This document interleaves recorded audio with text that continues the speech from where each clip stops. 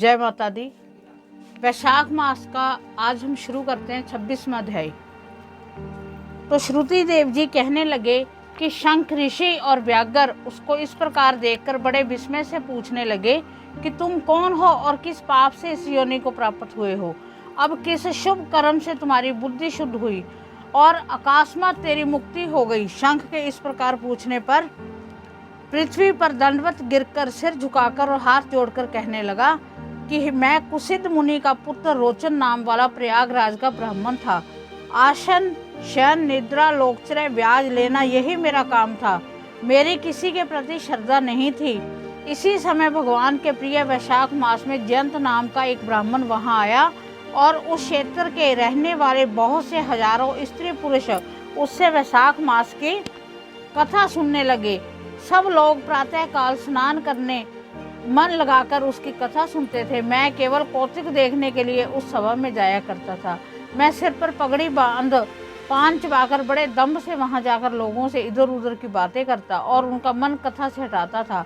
उसी दोष के कारण मेरी बुद्धि नष्ट हो गई। अब मैं 84 लाख योनि भोगकर इस रूप में इस वृक्ष के कोठरे में बैठा हूँ। देव योग से आपके मुख से निकली हुई कथा को सुनकर मेरे सब पाप नष्ट हो गए हैं और दिव्य देह धारण कर आपकी शरण में आया हूँ। मैं नहीं जानता कि आप मेरे कौन से जन्म के बंधु हो।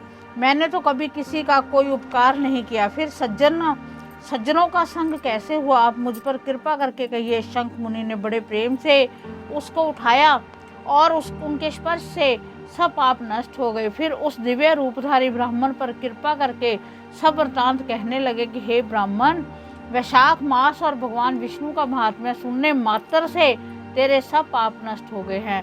तो क्रम से अतिवाहक लोगों को जाकर फिर दर्शान देश में ब्राह्मण के घर जन्म लेगा और वेद शर्मा नाम से प्रसिद्ध होकर सब विद्याओं से निपुण होगा। प्रत्येक जन्म में तुझे जाति स्मृति रहेगी और तुम संपूर्ण इच्छाओं को त्याग कर वैशाखोक्त विष्णु के प्रिय धर्म को करोगे। निष्प्रह गुरु भक्त और जितेंद्रिय होकर उस जन्म में सदैव भगवान की कथा सुनने में तत्पर होगे और इस प्रकार सिद्धि को प्राप्त हो जाओगे और सब बंधनों से मुक्त होकर दुर्लभ मोक्ष पद को प्राप्त करोगे। डरो मत, मेरी कृपा से तुम्हारा कल्याण होगा। जो किसी प्रकार की श्रद्धाहीन होकर भी भगवान के नाम का स्मरण करता है वह भी निर्मल होकर मुक्त हो जाता है। जो श्रद्धापूर्वक जितेंद्रिय होकर सुनता है फिर उसका तो कहना ही क्या है। जो कोई भक्ति से अथवा द्वेष से भी कथा आदि कहते या सुनते हैं अथवा भगवान की उपासना करते हैं वह सभी मुक्त हो जाते हैं। भगवान के भिन्न यश से अंकित जो अनेक नाम हैं उन्हें साधु महात्मा सुनते, गान करते, मनन करते हैं। ऐसी भगवान की सेवा में न कष्ट उठाना पड़ता है न धन खर्च करना पड़ता है, जिसके स्वर्ण मात्र से प्रकाश में धाम मिलता है। उस दयालु परमात्मा की शरण में हम जाते हैं। तुम भी उस नारायण की शरण में जाओ। वैशाखोक्त धर्म के कार्यों को करो, इसी से भगवान तुम पर प्रसन्न होंगे। ऐसे कहकर मुनीश्वर चुप हो गए। तब व्याघ्र को देख यह दिव्य पुरुष मुनीश्वर से कहने लगा कि हे महाराज, मैं धन्य हूँ। आपकी कृपा से मेरे पूर्ण भाग्य उदय हो गए हैं। आपने मुझ पर बड़ी कृपा की है जिससे मेरी यह दुष्ट योनि चली गई है। ऐसा कहकर वह परिक्रमा कर आज्ञा ले स्वर्ग लोक को चला गया। और जब संध्या हो गई तो शंख मुनि व्याघ्र सहित रात्रि को वहां ही रहे और शंख मुनि भगवान के अनेकों अवतार और इतिहास की कथा सुनाते रहे।